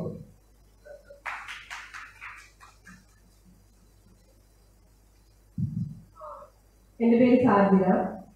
നേരത്തെ വായിച്ചു കഴിഞ്ഞാൽ അധികം ഒരു മനസ്സിൽ നിൽക്കില്ല, ഒരു ആശയം മാത്രമേ ഉണ്ടാവും. മറവിൽ ഒരു അനുഭവം എന്ന് പറഞ്ഞാൽ എനിക്ക് ഭയങ്കര സന്തോഷമായി. ഓർമ്മ മാത്രം അനുഭവം തന്നെ എങ്ങനെ തെറ്റിദ്ധരിച്ചത്. AKGയുടെ നമ്മൾ ആത്മകഥ വായിക്കുന്ന സമയത്ത് അദ്ദേഹം ഒരു സ്ഥലത്ത് പറയുന്നുണ്ടായിരുന്നു, ഈ മലയോര പ്രദേശത്ത് കർഷകരുടെ പ്രശ്നവും പട്ടിണിയൊക്കെ അങ്ങേയറ്റം ഉണ്ടായിരുന്ന സമയത്ത് പാർലമെന്റിൽ പോകേണ്ട അവസരം ഉണ്ടായപ്പോൾ അവിടെ പോവാതെ എനിക്ക് ആ പ്രശ്നത്തിലേക്ക് പോകാനാണ് എൻ്റെ പ്രധാനം എന്ന് പറഞ്ഞിട്ട് അദ്ദേഹം അങ്ങോട്ടേക്ക് പോകുന്നുണ്ടായിരുന്നു. നമുക്കൊന്ന് പഴയ നേതാക്കന്മാരെയൊക്കെ നമ്മൾ പഠിക്കുമ്പോൾ അവരങ്ങനെ തന്നെയായിരിക്കും. ജനങ്ങൾക്കിടയിൽ അതിനേക്കാൾ അല്ലെങ്കിൽ അധികാരം അതിനേക്കാൾ അവർ അധികാരത്തിന് പ്രാധാന്യം കൊടുക്കുന്നതെന്ന് നമ്മൾ അന്നും ചിലപ്പോൾ ഇന്നും വായിക്കുമ്പോൾ മനസ്സിലാവും. പ്രായോഗികമായിട്ട് ചിന്തിക്കുമ്പോൾ എൻ്റെ ഒരു വ്യക്തിപരമായ അഭിപ്രായമാണ്, ഇന്നായിരുന്നെങ്കിൽ നമ്മൾ പാർലമെന്റിൽ എനിക്ക് അല്ലെങ്കിൽ സ്വരാജ്യം സംസാരിച്ചായിരിക്കും എങ്ങനെയാക്കുന്നത്. അപ്പോൾ ഒരാൾ മാത്രമുള്ള ഒരവസ്ഥയിൽ 1-2 ആളുള്ളപ്പം നമുക്ക് ഇന്ത്യയുടെ അല്ലെങ്കിൽ നമ്മുടെ കേരളത്തിന്റെ തന്നെ പ്രതിനിധിയായിട്ട് എനിക്ക് അവിടെ പോകാൻ സാധിക്കുമ്പോൾ ഒരു വിഭാഗത്തിന്റെ പ്രശ്നത്തിന് ഞാൻ അവിടെ പോകുന്നതിന് പകരം അത് ആരെങ്കിലും ഏൽപ്പിക്കുകയും പ്രാക്ടിക്കലായി നമ്മൾ ആ ലോക്സഭയിൽ പോയിട്ട് അത് പറയുകയായിരുന്നു പ്രാക്ടിക്കലി വേണ്ടിയിരുന്നത്. എനിക്ക് തോന്നുന്നു ഇപ്പോഴുള്ളവര് വിമർശനപരമായി പറയാമെന്നുള്ളത് കൊണ്ടാണ് ഞാൻ പറയുന്നത്, ഒരു സംശയമാണ്. ഇപ്പോഴുള്ള രാഷ്ട്രീയ പ്രവർത്തകർ പൊതുവെ പ്രാക്ടിക്കലാണ്, അവര് ആ രീതിയിലാണ് അതിനെ കൊണ്ടുപോകുന്നത്. ഇത് രണ്ടും താരതമ്യം ചെയ്യുമ്പോൾ സാറിനുള്ള ഒരു മറുപടിയാണ് ഞാൻ ആഗ്രഹിക്കുന്നത്. എന്റെ ചോദ്യം എനിക്ക് ശരിക്കും പറയാൻ പറ്റുമോ എന്നുള്ളത് എനിക്ക് എന്റെ സംശയമാണ്. പിന്നെ രണ്ടാമത്തത്, നമ്മൾ നോക്കുമ്പോൾ രാഷ്ട്രീയ പ്രവർത്തകൻ എന്നുള്ള നിലയിൽ ജനങ്ങൾക്കിടയിൽ നന്നായി ഇടപെടുന്നു.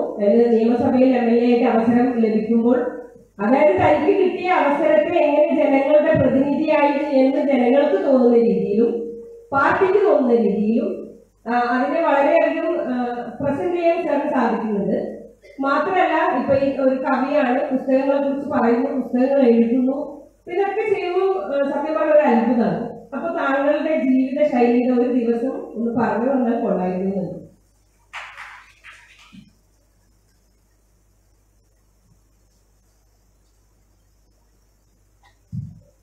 എൻ്റെ പേര് അശ്വതി. ഞാൻ പാലക്കാട് ചാവറയിലാണ് വരുന്നത്. എനിക്കൊരു ചോദ്യം, ജനങ്ങളെ വായിക്കുന്ന ഒരു പൊതുപ്രവർത്തകൻ എന്ന നിലയിലും അതുപോലെ പുസ്തകങ്ങളെ വായിക്കുന്ന ഒരാളെന്ന നിലയിലും ഏതാണ് സഖാവിന് കൂടുതൽ ആവേശം പകരുന്നത്?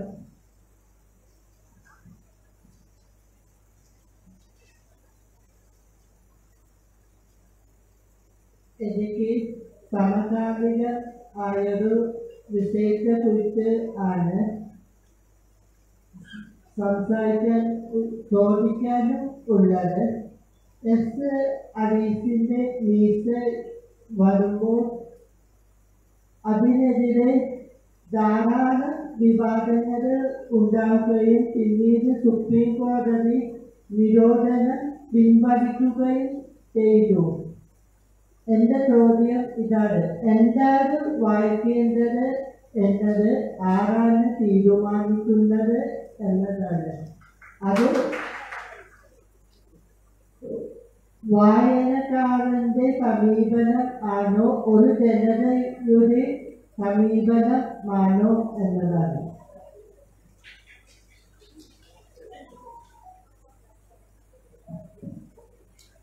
നമസ്കാരം, ഞാൻ ശില്പ. നമ്മൾ ഇവിടെ ഇപ്പം കലാസൃഷ്ടികളിലുള്ള സാമൂഹിക പ്രതിബദ്ധതയെ കുറിച്ച് നമ്മൾ സംസാരിച്ചു. അപ്പൊ അതിൽ കുറച്ചുകൂടി സ്പെസിഫിക് ആയിട്ട് നമ്മൾ സിനിമയിലെ പൊളിറ്റിക്കൽ കറക്റ്റ്നസ് ഇപ്പൊ ഏറ്റവും അധികം ചർച്ച ചെയ്യപ്പെടുന്ന സമയമാണല്ലോ. അപ്പോൾ ഇതിന്റെ ഒരു വാദപ്രതിവാദം നടക്കുമ്പോൾ എപ്പോഴും ഇരു ചേരികളിലായി ഏറ്റവും പ്രസക്തമായി വരുന്ന 2 കാര്യങ്ങൾ എന്തൊക്കെയാണെന്ന് വെച്ചാൽ, ഒന്ന് സമൂഹത്തിൽ പാർശ്വവൽക്കരിക്കപ്പെടുന്ന അല്ലെങ്കിൽ മാറ്റി നിർത്തപ്പെടുന്ന ഒരു വിഭാഗം മനുഷ്യരെ കൂടുതൽ മാറ്റി നിർത്താൻ പ്രേരിപ്പിക്കുന്ന ഒരു തരത്തിലേക്ക്, അല്ലെങ്കിൽ അതിനെ ആ മാറ്റി നിർത്തലിനെ ഗ്ലോറിഫൈ ചെയ്യുന്ന ഒരു തരത്തിലേക്ക് സിനിമ അല്ലെങ്കിൽ ഏതൊരു കലാസൃഷ്ടിയും കൊണ്ടുപോകുന്നു. അതിനെയാണ് ഈ പൊളിറ്റിക്കൽ കറക്റ്റ്നസ് പറയുന്നവർ എപ്പോഴും എതിർത്ത് കാണിക്കുന്നത്. പക്ഷെ അതിന്റെ മറുവശത്ത് വരുന്ന ഒരു വാദം, പലപ്പോഴും ഈ പൊളിറ്റിക്കൽ കറക്റ്റ്നസ് ചർച്ചകൾ വരുമ്പോൾ സിനിമയെ ഒരു വിനോദത്തിന്റെ ഉപാധിയായി മാത്രം കാണുന്ന ഒരു വിഭാഗം മനുഷ്യരുണ്ടെന്ന്. പൊളിറ്റിക്കൽ കറക്റ്റ്നസ് ഒരു പരിധി വിട്ട് പോകുമ്പോൾ ഇത് ഒരു എഴുത്തുകാരന്റെ അല്ലെങ്കിൽ ഒരു സിനിമ സംവിധായകന്റെ ആവിഷ്കാര സ്വാതന്ത്ര്യത്തിൽ കൈ കടത്തുന്നു എന്നതാണ് തിരിച്ച് കാണുന്ന ഒരു വാദം. അപ്പോ നമ്മൾ പൊളിറ്റിക്കൽ കറക്റ്റ്നസിനെ കുറിച്ച് ചർച്ച ചെയ്യുമ്പോൾ ആവിഷ്കാര സ്വാതന്ത്ര്യം എന്ന് പറയുന്ന സാധനം എതിർ ശൈലിയിൽ വരുമ്പോൾ ഇതിന്റെ അതിർവരമ്പ് നമുക്ക് എങ്ങനെയാണ് നിശ്ചയിക്കാൻ കഴിയുന്നത്?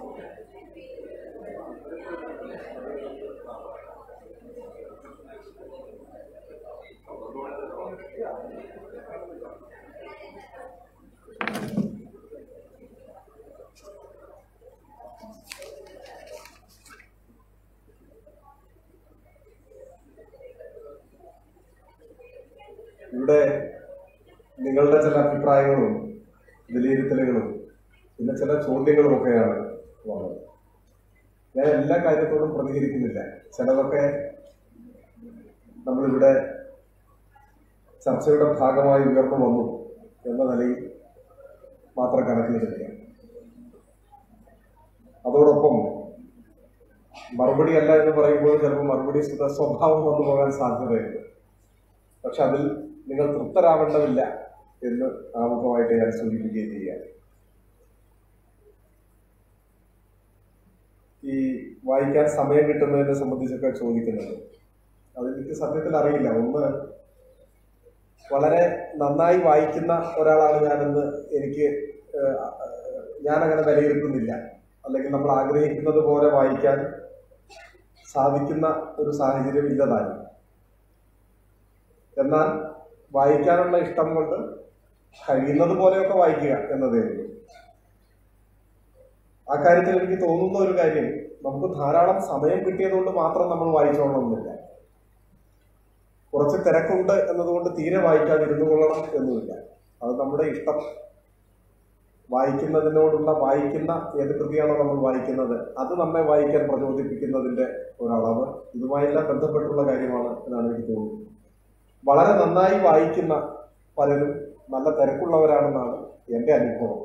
എൻ്റെ പരിചയത്തിൽ എനിക്കങ്ങനെയാണ് തോന്നിയിട്ടുള്ളത്.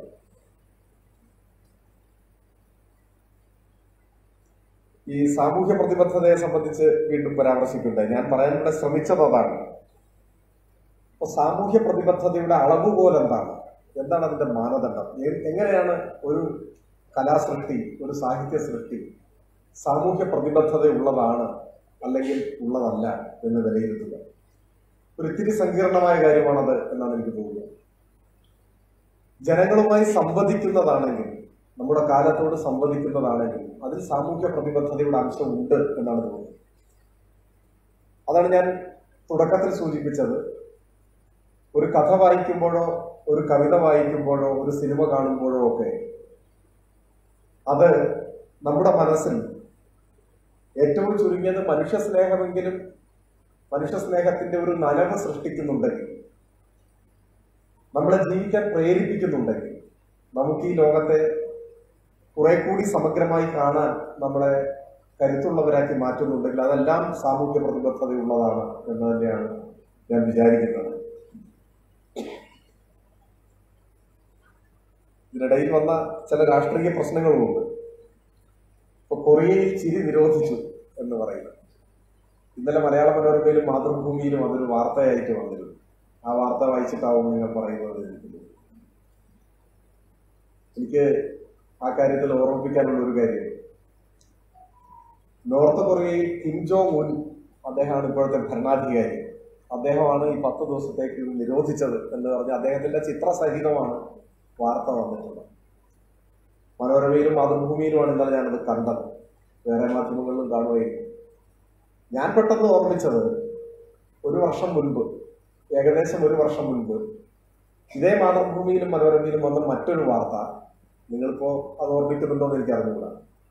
ഈ കിം ജോങ് ഉൻ മരിച്ചുപോയി എന്നാണ്. അത് വായിച്ചിട്ടുണ്ടോ? അയാൾ മരിച്ചുപോയി, അയാൾ മരിച്ചു എന്നാണ്. അത് കഴിഞ്ഞ് ഒരാഴ്ച കഴിഞ്ഞപ്പോൾ വീണ്ടും അതിന്റെ തുടർ വാർത്ത വന്നു. മരിച്ചു എന്ന വാർത്ത കൊറിയ ഇതുവരെ നിഷേധിച്ചിട്ടില്ല, അതുകൊണ്ട് ഉറപ്പായിട്ടും മരിച്ചു എന്നാണ്. അതായത് കിം ജോങ് ഉൻ ഒരു വാർത്താ സമ്മേളനം വിളിച്ചിട്ട് ഞാൻ മരിച്ചിട്ടില്ല, ഞാനിവിടെ ജീവിച്ചിരിക്കുന്നു എന്ന് പറയാത്തിടത്തോളം അയാൾ മരിച്ചത് തന്നെയാണ് എന്നാണ്. സഹോദരി അധികാരം ഏറ്റു, അങ്ങനെ കുറെ തുടർ വാർത്തകൾ ഉണ്ടായിരുന്നു. അപ്പൊ കൊറിയയെ സംബന്ധിച്ച് ഇങ്ങനെ ഒരുപാട് വാർത്തകൾ വരുന്നുണ്ട്, പുറത്തു വരുന്നുണ്ട്. കൊറിയ സന്ദർശിച്ച ഒരാൾ ഇപ്പോ കൊറിയയെ കുറിച്ച് അയാളുടെ സന്ദർശന അനുഭവങ്ങൾ പങ്കുവയ്ക്കുന്ന ഒരു വീഡിയോ ന്യൂ മീഡിയയിൽ ഞാൻ അടുത്ത കാലത്ത് കാണുകയുണ്ടായി. നിങ്ങൾ ആരെങ്കിലും കണ്ടോ എന്ന് അറിയില്ല. ആരെങ്കിലും കണ്ടിട്ടുണ്ടോ? അവിടെ ഒരാൾ കണ്ടിട്ടുണ്ട്. അദ്ദേഹം പറഞ്ഞത് മറ്റൊരു കൊറിയയെ കുറിച്ചാണ്, വേറൊരു അനുഭവമാണ് അദ്ദേഹം പറയുന്നത്. അദ്ദേഹം പറയുന്നു അവിടെ വലിയ നിയന്ത്രണങ്ങളും വലിയ നിരീക്ഷണവും ഒക്കെ പ്രതീക്ഷിച്ചാണ് പോയത്. പക്ഷെ അവിടെ ചെന്നപ്പോൾ അങ്ങനെയൊന്നുമല്ല. അവിടെ ആകെയുള്ള നിയന്ത്രണം മിലിറ്ററി എസ്റ്റാബ്ലിഷ്മെന്റുകളുടെ ഫോട്ടോ എടുക്കരുത് എന്ന് മാത്രമാണ്. ഞാൻ മനസ്സിലാക്കിയിടത്തോളം ലോകത്ത് ഒരു രാജ്യത്തും മിലിറ്ററി എസ്റ്റാബ്ലിഷ്മെന്റുകളുടെ ചിത്രം എടുക്കാൻ സമ്മതിക്കില്ല, ഇന്ത്യയിൽ ഉൾപ്പെടെ. ബാക്കി നിങ്ങൾക്ക് എവിടെ വേണമെങ്കിലും പോകാം. ഏകാധിപതികളായ നേതാക്കന്മാരുടെ കൊടും ക്രൂരതയെക്കുറിച്ച് ആവോളം പത്രങ്ങളിൽ ഞാനും വായിച്ചിട്ടുണ്ട്. പക്ഷെ സന്ദർശിച്ച ആൾ പറയുന്നത് അവിടുത്തെ കിം ഇൽ സുങ്ങിന്റെയും കിം ജോങ് ഉന്നിന്റെയും എല്ലാം സ്മാരകങ്ങൾ, പ്രതിമകൾ, ഇങ്ങനെയുള്ള മോണുമെന്റ്സിന്റെ ഒക്കെ അടുത്ത് അവിടുത്തെ ജനങ്ങൾ നിറകണ്ണുകളുമായി നിൽക്കുന്ന കാഴ്ചയാണ് കാണുന്നത്. അവർ കുടുംബത്തിൽ ഒരാളെ നഷ്ടപ്പെടുമ്പോഴുള്ള വേദന അവർ പ്രകടിപ്പിക്കുകയാണ്. ഇതാണ് കാണുന്നത്. എന്നിട്ട് അദ്ദേഹം പറയുന്നത് ലോകത്തിൽ ഏത് രാജ്യത്തും, അത് ചൈനയ്ക്ക് ഉൾപ്പെടെ അദ്ദേഹം പറയും, ഏത് രാജ്യത്തും ഭരണാധികാരികൾക്കെതിരായ വിമർശനം പ്രകടിപ്പിക്കുന്ന ആളുകളെ കാണാൻ സാധിക്കുന്നുണ്ട്. പക്ഷെ അവിടെ നേതാക്കന്മാരെ, ഭരണകർത്താക്കളെ ദൈവത്തെ പോലെ കാണുന്ന, സ്വന്തം കുടുംബാംഗത്തെ പോലെ കാണുന്ന സ്നേഹവായ്പാണ് കാണാൻ സാധിക്കുന്നത് എന്ന് പറയുകയാണ്. ഇതൊന്നും എന്റെ അനുഭവമല്ല, ഞാൻ കണ്ടത് നിങ്ങളുമായിട്ട് പങ്കുവയ്ക്കുകയാണ്. അവിടുത്തെ ഒരു സ്കൂളിൽ 7ാം ക്ലാസ്സിൽ പഠിക്കുന്ന ഒരു കുട്ടിയുമായി സംസാരിച്ച അനുഭവം അദ്ദേഹം പറയുന്നത്. നിങ്ങൾക്ക് ആരാകാനാണ് ആഗ്രഹം? അപ്പൊ ആ കുട്ടി പറയുന്നത് എനിക്കൊരു ബൊട്ടാണിസ്റ്റ് ആവാനാണ് ആഗ്രഹം. അപ്പൊ ആ കുട്ടിയുടെ മാതാപിതാക്കൾ ഡോക്ടർമാരാണത്ര. അപ്പൊ ഇദ്ദേഹം അതിനോട് ചോദിച്ചു, മാതാപിതാക്കളെ പോലെ ഡോക്ടറായാൽ എന്താണ് ആഗ്രഹിക്കാറ്? അപ്പൊ 7ാം ക്ലാസ്സിലെ കുട്ടി പറഞ്ഞു, അല്ല, നോർത്ത് കൊറിയയ്ക്ക് ഇന്ന് ആവശ്യം ബൊട്ടാണിസ്റ്റുകളെയാണ്, അതുകൊണ്ട് എനിക്ക് ബൊട്ടാണിസ്റ്റ് ആവണം. ഈ കേട്ടതെല്ലാം ഞാൻ കേട്ട കാര്യം മാത്രമാണ്. അവിടെ പോയ ഒരാളുടെ അനുഭവ സാക്ഷ്യം അയാൾ പറയുന്നത് കേട്ടതാണ്. അത് കേൾക്കുമ്പോൾ 10-20 മിനിറ്റ് ദൈർഘ്യമുള്ളതാണ് ആ വീഡിയോ. കൊറിയയെ കുറിച്ച് പുറത്ത് കേൾക്കുന്ന കാര്യങ്ങളോ അനുഭവങ്ങളോ അല്ല അദ്ദേഹം പറയുന്നത്, അവിടെ പോയ ഒരാൾ പറയുന്നത്. ചിരി നിരോധിച്ചത് സംബന്ധിച്ച് എനിക്ക് സാധ്യമായ ഒരു അന്വേഷണം നടത്തിയപ്പോൾ എനിക്ക് മനസ്സിലാക്കാൻ കഴിഞ്ഞത്, കിം ജോങ് ഇല്ലിന്റെ ചരമദിനം പ്രമാണിച്ച് 10 ദിവസത്തെ ദുഃഖാചരണം കൊറിയയിൽ പ്രഖ്യാപിച്ചു. അതാണ് വാർത്ത, അത് മാത്രമാണ് വാർത്ത. വേണമെങ്കിൽ വ്യാഖ്യാനിക്കാം, ഔദ്യോഗികമായി ദുഃഖാചരണം പ്രഖ്യാപിക്കുമ്പോൾ പിന്നെ അതിന്റെ അർത്ഥം ആഹ്ലാദമൊന്നും പാടില്ല എന്നല്ലേ എന്ന്. ലോകത്തിലെ എല്ലാ രാജ്യങ്ങളും ഔദ്യോഗിക ദുഃഖാചരണം പ്രഖ്യാപിക്കാറുണ്ട്. അതിൽ കവിഞ്ഞ മറ്റൊന്നും ഈ തീരുമാനത്തിലില്ല എന്നാണ് ഞാൻ മനസ്സിലാക്കുന്നത്. അങ്ങനെയാണ് അന്വേഷിക്കുമ്പോൾ നമുക്ക് മനസ്സിലാക്കാൻ കഴിയുന്നത്. ലോകത്തിലെ മഞ്ഞപ്പത്രങ്ങളുടെ കൂടി ഒരു ശൃംഖല ശക്തമായി പ്രവർത്തിക്കുന്നുണ്ട്. അതിൽ നിന്നുള്ള വാർത്തകളാണ് പലപ്പോഴും നമുക്ക് ഇങ്ങനെ ലഭിച്ചുകൊണ്ടിരിക്കുന്നത്. ആ വാർത്തയുടെ ഒരു ഉദാഹരണമാണ് ഞാൻ പറഞ്ഞത്. കഴിഞ്ഞ കൊല്ലം മരിച്ചുപോയി എന്ന് പറഞ്ഞ ആളെ കുറിച്ചാണ് ഇപ്പൊ ചിരി നിരോധിച്ചു എന്ന് പറയുന്നത്. അതിനെ അങ്ങനെ കാണേണ്ടതുള്ളൂ എന്നാണ് എനിക്ക് തോന്നുന്നത്. ഇന്ത്യയിലെ ഇടതുപക്ഷം ശിരസ് വലുതായിട്ടുള്ള ഉടല് ശോഷിച്ച ഒന്നാണ്. ഇടതുപക്ഷത്തിന്റെ ഇന്ത്യയിലെ ശക്തിയെ സംബന്ധിച്ചുള്ളൊരു വിമർശനമായിരിക്കും അത്. ആരോ പറഞ്ഞത് നിങ്ങൾ കോട്ട് ചെയ്ത് ഇവിടെ പറഞ്ഞാണ്. ഇന്ത്യയിലെ ഇടതുപക്ഷം ഇപ്പൊ കുറച്ച് ദുർബലമാണ്, ആ കാര്യത്തിൽ സംശയമില്ല. അതുകൊണ്ട് ആ വിമർശനത്തെ ഞാൻ സ്വീകരിക്കുന്നു. ഇന്ത്യൻ പാർലമെന്റിൽ ഇടതുപക്ഷം വളരെ ദുർബലമായ ഒരു സാഹചര്യത്തിലാണ് ഇപ്പോൾ എത്തി നിൽക്കുന്നത്. അത് ഇടതുപക്ഷ രാഷ്ട്രീയത്തിന്റെ ഒരു പൊതുവായ ദൗർബല്യമായിട്ടല്ല, ഇന്ത്യൻ ജനാധിപത്യ പ്രക്രിയയിൽ കൂടുതൽ സ്ഥലങ്ങളിൽ ജയിച്ച് പാർലമെന്റിൽ എത്താൻ കഴിഞ്ഞിട്ടില്ല എന്ന യാഥാർത്ഥ്യത്തെയാണ് അത് അടയാളപ്പെടുന്നത്. അപ്പോ ഇന്ത്യൻ പാർലമെന്ററി ജനാധിപത്യത്തിന്റെ ചില സഹജമായ ദൗർബല്യങ്ങളുമായി കൂടി ചേർത്ത് വെച്ച് വായിക്കേണ്ട ഒരു രാഷ്ട്രീയ പ്രശ്നമാണ്. ഞാൻ അതിനെ സമയമെടുത്ത് വിശദീകരിക്കാനോ മറുപടി പറയാനോ ആഗ്രഹിക്കുന്നില്ല. അത് അങ്ങനെ കാണേണ്ട ഒരു രാഷ്ട്രീയ പ്രശ്നമാണ്. ഏതായാലും അത് ഇടതുപക്ഷ രാഷ്ട്രീയത്തിന്റെ ദൗർബല്യമായിട്ടല്ല ഞാൻ വിലയിരുത്തുന്നത്. ഇത്തരത്തിലുള്ള സാഹചര്യത്തെ മുറിച്ചു കടക്കാൻ തെരഞ്ഞെടുപ്പിലും കൂടുതൽ ജയിക്കാനും കൂടുതൽ പാർലമെന്റിൽ ആളുകൾ എത്താനും ഒക്കെ ആവശ്യമായ കാര്യങ്ങളെ സംബന്ധിച്ച് തീർച്ചയായും ഇടതുപക്ഷം ആലോചിക്കുകയും അതിനുള്ള പരിശ്രമം നടത്തുകയും ചെയ്യും എന്ന് ആ കാര്യത്തിൽ എനിക്ക് ഇപ്പോൾ ഒരു അഭിപ്രായ പ്രകടനം നടത്താൻ ഞാൻ ഉദ്ദേശിക്കുന്നു. അതിന്റെ തുടർച്ചയായി പറഞ്ഞത്, ഇപ്പോൾ ചൈന പോലെയൊക്കെ ആയിക്കഴിഞ്ഞാൽ ഈ മാധ്യമ സ്വാതന്ത്ര്യമെല്ലാം ഇല്ലാതാവുന്നത്. സ്വാതന്ത്ര്യത്തെ സംബന്ധിച്ച് ഒരുപാട് നിറം പിടിപ്പിച്ച കഥയാണ്. എന്താണ് സ്വാതന്ത്ര്യം എന്നൊരു ചോദ്യവും അതൊരു ചർച്ചയ്ക്ക് വേണ്ടി ഞാൻ വെക്കണം. എന്താണ് സ്വാതന്ത്ര്യം? നിങ്ങൾ സ്വാതന്ത്ര്യത്തെ എങ്ങനെയാണ് വിശദീകരിക്കുന്നത്?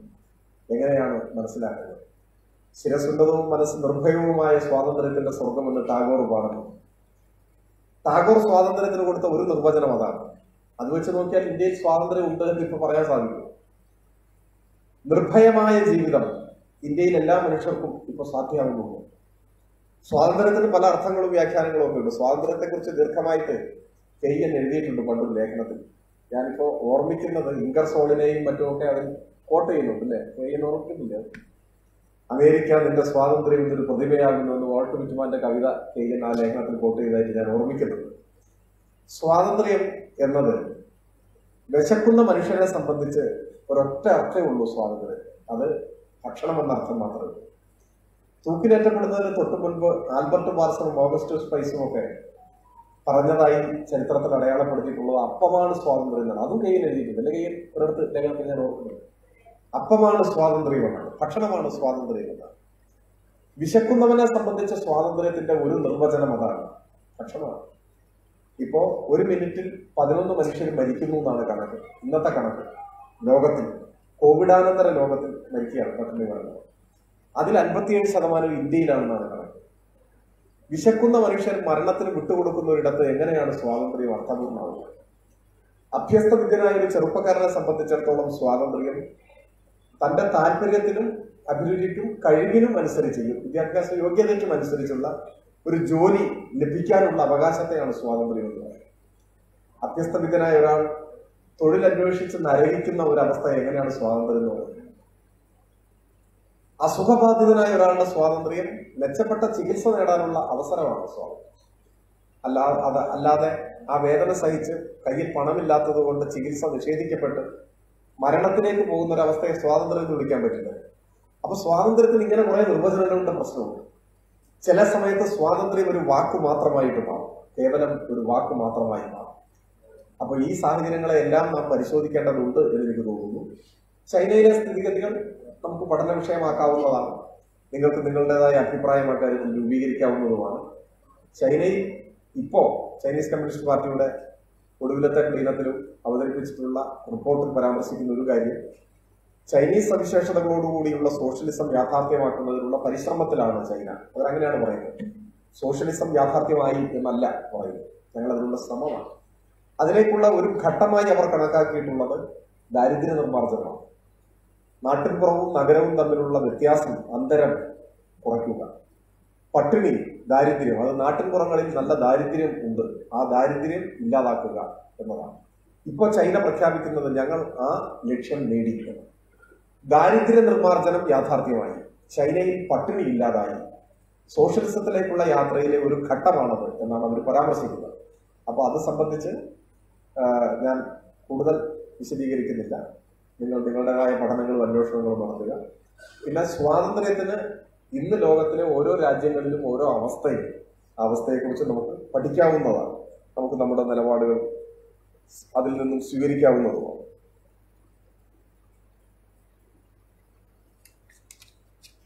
എന്താണ് വായിക്കുന്നതെന്ന് ആരാണ് തീരുമാനിക്കുക എന്നൊരു ചോദ്യമുണ്ട്. തീർച്ചയായും അത് ഭരണകൂടമാണ്, അത് നമ്മൾ തന്നെയാണ് തീരുമാനിക്കേണ്ടത്. അതിലൊരു കൃതിയെക്കുറിച്ചൊക്കെ ഇവിടെ പരാമർശിക്കുന്നുണ്ട്. അപ്പൊ അതിൽ വരുന്നൊരു വിഷയം, ഒരു മോശം കൃതി എന്ന് കരുതുക, ഒരു തല്ലിപ്പൊളി കൃതി, ഒരു തല്ലിപ്പൊളി നോവൽ, അത് വായിക്കുന്നതിൽ നിന്ന് തടയേണ്ടതുണ്ടോ എന്നൊരു പ്രശ്നം അതിൽ ആവിർഭവിക്കുന്നുണ്ട്. കുറെ സങ്കീർണമായ കാര്യങ്ങൾ കൂടി അതിന്റെ കൂടെ വരുന്നുണ്ട്.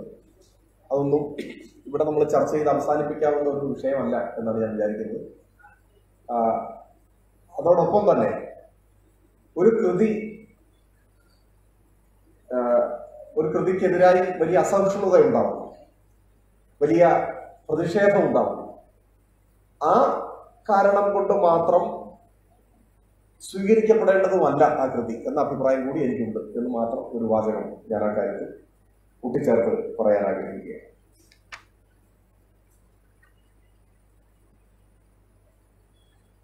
ഈ ആവിഷ്കാര സ്വാതന്ത്ര്യം, സിനിമ,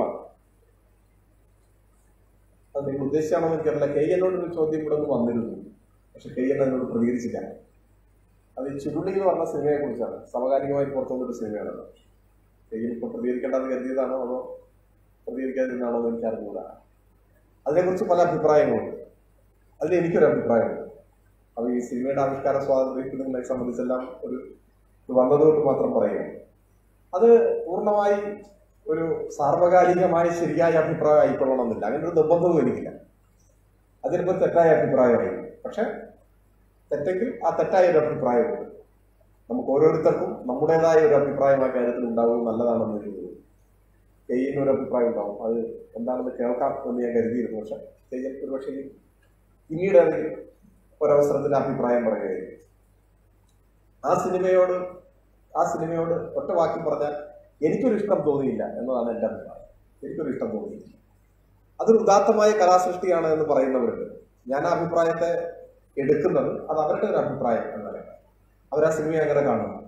ഒരാൾക്ക് ആ സിനിമ ഉദാത്തമായ കലാസൃഷ്ടിയായി അനുഭവപ്പെടാൻ കഴിയുമായി.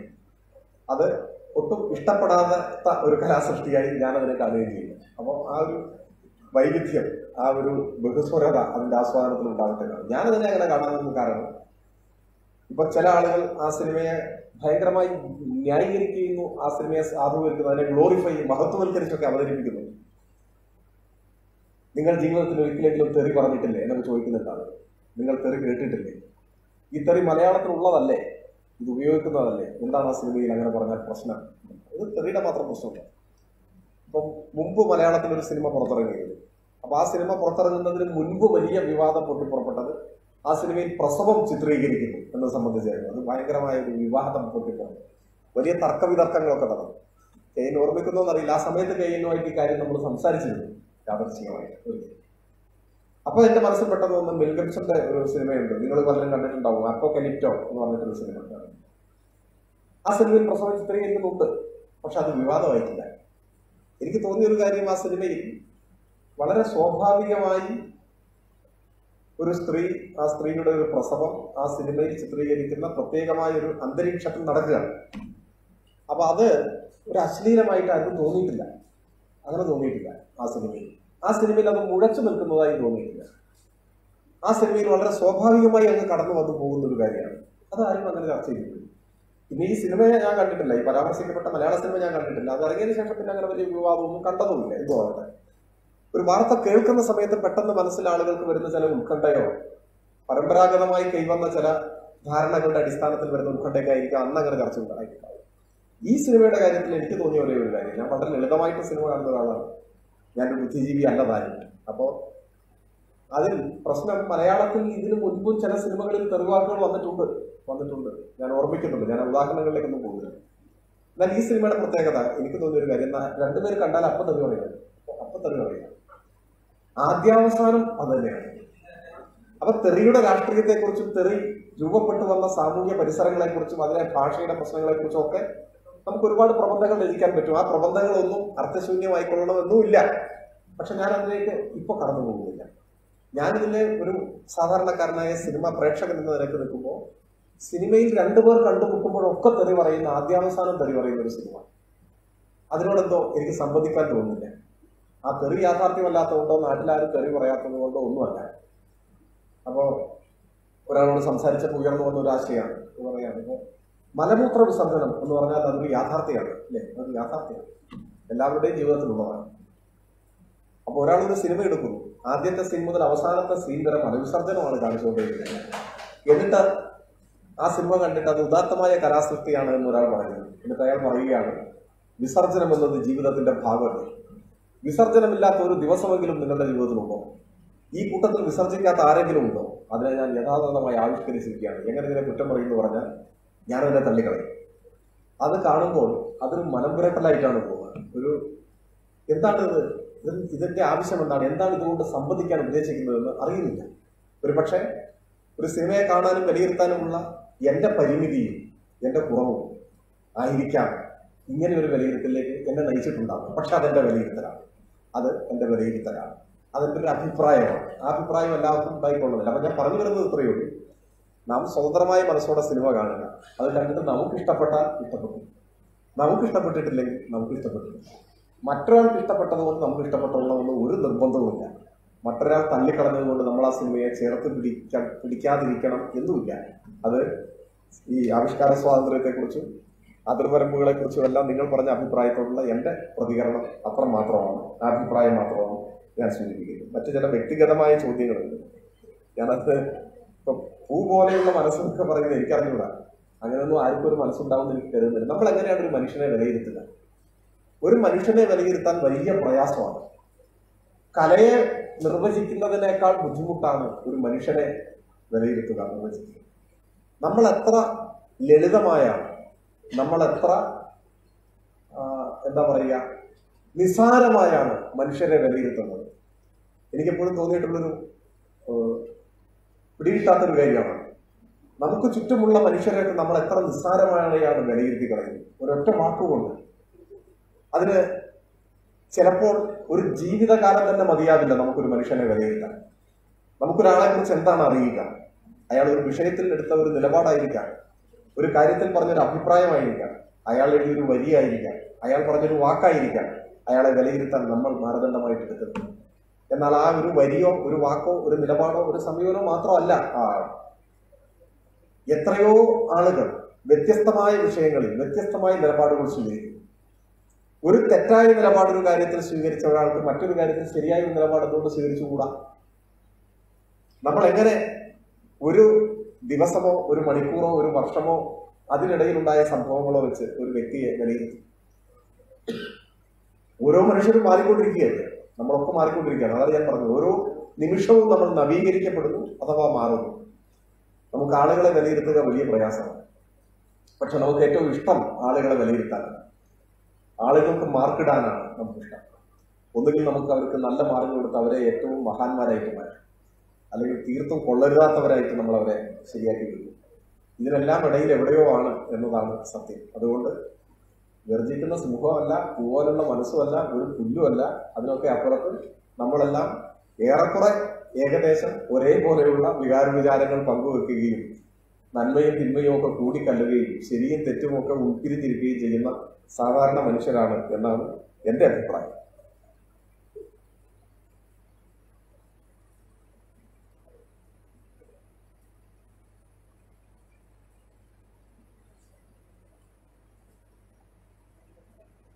ഇത്ര മതിയെന്നാണ് എനിക്ക് തോന്നുന്നത്. അല്ലെങ്കിൽ ഓരോ കാര്യത്തിനുള്ള മറുപടി എന്ന നിലയിലേക്ക് പോകുന്നില്ല. ഒരൊറ്റ കാര്യം മാത്രം പറഞ്ഞുകൊണ്ട് അവസാനിപ്പിക്കാം. ഈ കവിത ചൊല്ലണം ആരോ പറഞ്ഞിരുന്നു. അങ്ങനെ ഒരു ശീലമേ എനിക്കില്ല. ശരി തന്നെയാണ് പ്രശ്നം ഉണ്ടാക്കിയത്. കുറേ കാലം മുമ്പാണ് എൻ്റെ ഒരു സുഹൃത്തിനോടൊപ്പം ഒരു കവിത, ഒരു പുസ്തകം ഞങ്ങൾ ഒരുമിച്ച് പുറത്ത് ഇറക്കിയത്. അതിനുശേഷം അങ്ങനെ ഒരു പുസ്തകം ഇറക്കിയിട്ടില്ല. അതിന് പല കാരണങ്ങളുണ്ട്. ഒരു കാരണം തോന്നിയിട്ടില്ല എന്നുള്ളതാണ്. അല്ലെങ്കിൽ ആ കവിതകൾ എന്നെ തൃപ്തിപ്പെടുത്തിയിട്ടില്ല എന്നതായിരിക്കാം അതിൻ്റെ ഒരു കാര്യം. ഒരുപക്ഷെ ഇനി തൃപ്തിപ്പെടുത്തുന്ന നിലയിലൊരു ചിന്ത, ഒരു വരി വന്നാൽ ചിലപ്പോൾ എഴുതിയെന്നിരിക്കും, അത് വേറെ കാര്യം. ഏതായിരുന്നാലും ഞാനങ്ങനെ എന്നെ സ്വയം ഒരു കവിയായിട്ട് എവിടെയും അടയാളപ്പെടുത്തുകയോ കരുതുകയോ ചെയ്തിട്ടില്ല. അതിനേക്കാളൊക്കെ ഉപരി മറ്റാരുടെയെങ്കിലും വേണമെങ്കിൽ ഒരു കവിത മനോഹരമായിട്ട് ചൊല്ലാൻ കഴിയുമായിരുന്നെങ്കിൽ ഞാൻ ചൊല്ലിയാൽ. അങ്ങനെ നന്നായി കവിത ചൊല്ലാൻ കഴിയുന്ന ഒരാളല്ല ഞാൻ. ഇത്രയും കാര്യങ്ങളെ ഞാൻ നിങ്ങൾ സംസാരിച്ചതിനോട് പ്രതികരിച്ചുകൊണ്ട് എൻ്റെ അഭിപ്രായം അല്ലെങ്കിൽ എൻ്റെ ഒരു സമീപനം ഇവിടെ നിങ്ങളുടെ മുൻപാകെ പരാമർശിക്കുന്നുള്ളൂ. ഏതായിരുന്നാലും കേരളത്തിലെ പുതിയ എഴുത്തുകാരുടെ ഈ ഒരു ക്യാമ്പിൽ പങ്കെടുക്കാൻ കഴിഞ്ഞതിലുള്ള വലിയ സന്തോഷം നിങ്ങളുമായി പങ്കുവെച്ചുകൊണ്ട് ഞാൻ എൻ്റെ വാക്കുകൾ